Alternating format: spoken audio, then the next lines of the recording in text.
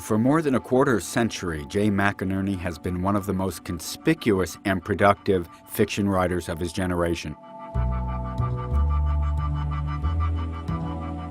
Best known for novels like Bright Lights, Big City and Brightness Falls.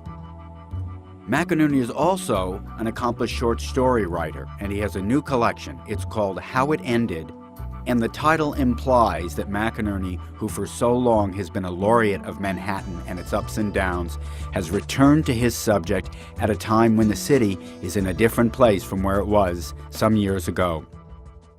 Recently, J. McInerney visited the Times, and he and I talked about the art of the short story, the demands of the novel, and the changing landscape of the city he loves. J. McInerney, you are best known as a novelist, but you've brought out a collection of short stories, How It Ended, that actually covers the whole of what's now become a long and quite productive career. Why did you decide to do this at this time?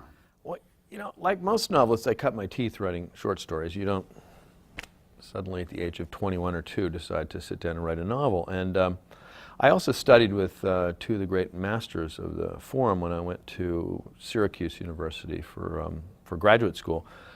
Raymond Carver and Tobias Wolff were my teachers there. And I decided that I wanted to really see if I could write a collection of short stories. And once I sat down, I wrote a burst of a dozen short stories in probably 6 months. And my editor suggested that I include the stories that I'd published earlier in my career in magazines and in between my novels. And it turned out that, you know, there was a good 15 or 20 stories that I'd published in the meantime. I'd always been daunted by the short story form. At the same time, I've always loved it. And now, what's especially daunting about it? Is it that it's so compressed that you have to get everything right in a short story?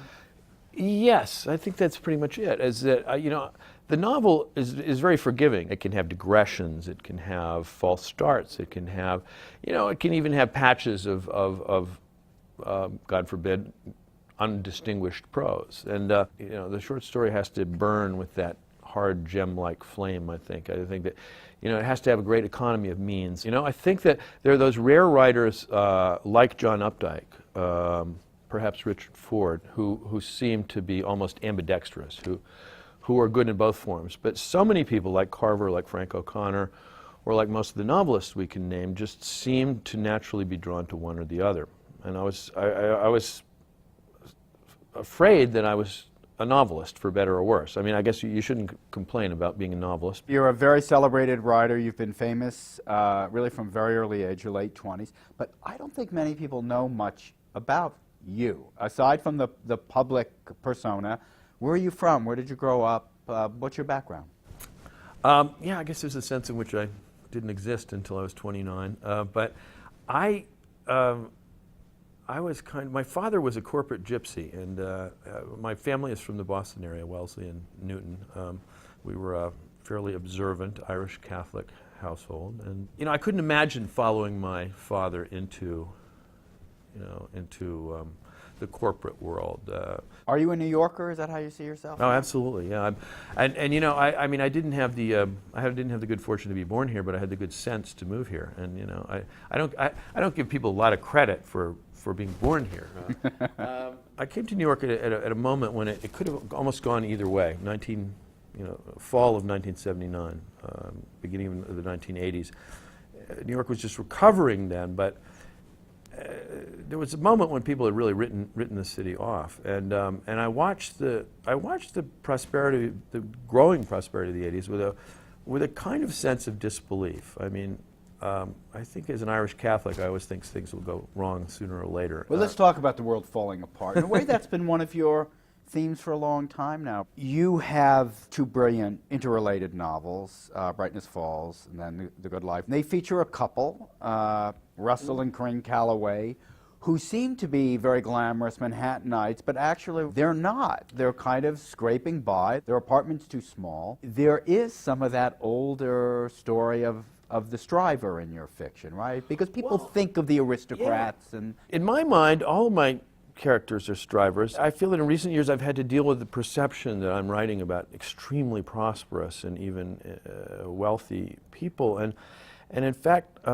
it seems to me that most of my characters, or the typical character, like Russell and Corinne Calloway, these are people who are renting a loft downtown and sort of clinging to this Manhattan existence, which is just almost out of their reach. And you know, on the one hand, their life is, I guess, somewhat glamorous in the way that I think the city is glamorous. But they, you know, they're not.